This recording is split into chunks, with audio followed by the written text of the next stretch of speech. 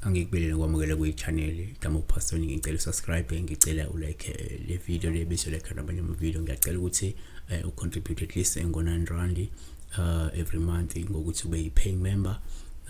You can also use the account number where you can deposit maybe your contribution. If you don't do it, akekho umuntu ozokwenza lokho, so please do it. And kukujabulisa na ukuthi you're making maybe a difference somewhere. Sibheka namhlanje iphupho njengenjwayelo silibhekayo elika Prince Makhalemele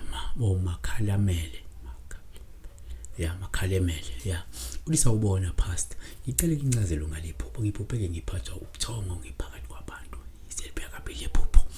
So asenze kanjena ke. Uma uphupha nje ulele noma uphethwe ubuthongo, sikuthatha njengophawu olubi olungachaza ishwa, lungaphinde lichaze ubuvila obuzokwenza ukuthi uphuze ukuphumelela noma ke ongenza ukuthi ukhungathwe yini usizi empilweni. Number 2, uma uphupha ngathi uyalala noma ulele, uphawu olungabe nje lo silithathe njengolubi futhi olungasho ukuthi ukhungethwe umkhuba wokunganaki nokuyitika ngezinto ezingenanzuzo empilweni. Kungenze kuchitha isikhathi esiningi wenza izinto ezingenanzuzo. Proverbs 6:9 uthi ke how long will you lie there, you sluggard, when you get up from your sleep? When will you get up from your sleep? Yabona. Number 3, uma uphuphulele uphawu sithatha njengolubi futhi olungabeli ube seqhayiso sokuzijabulisa, ukunethezeka nokuthanda mhlawumbe izinto zomhlaba noma ukunaka izinto zomhlaba. Noma nokungayihluphi ngokuthi ufune nje iqiniso, nokungakulungela ukwenza umsebenzi wevangeli likaNkulunkulu, nokungazilungiselela isikhathi sokubuya futhi kwenkosi.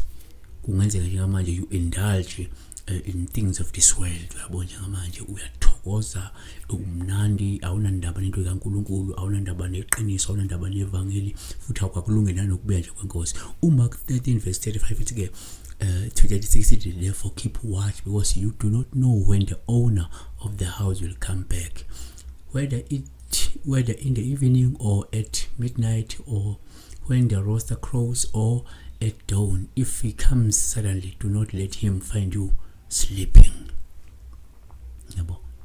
Number 4, singaphinde sikubheke sithina uma uphuphulele uphawu sikuthatha njengolubi futhi olungabe lusuke nje lusho ukuthi namhlanje ukhungethwe ubuwula, ukhungethwe ubuvila, nokungabe nomdlandla wokusebenza ngokuzikhandla ukuze uzophumelela uphinde usimame empilweni.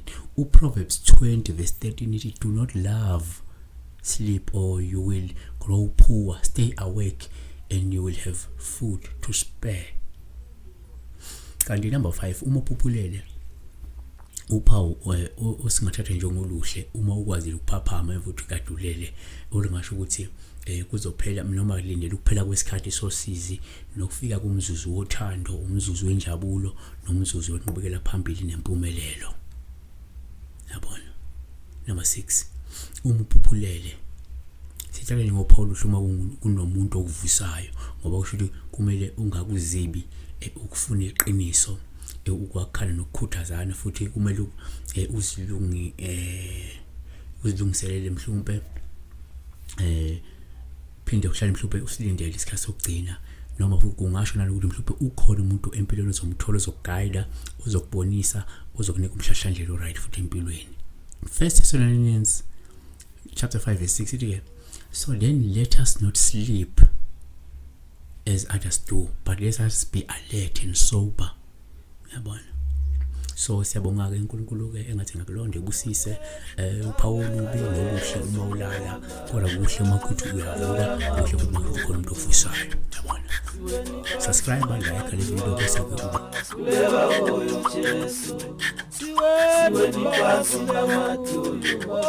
Kuleba uyo Baba, siwe ni pasi na matuyo. Kuleba uyo Jesu, siwe ni pasi na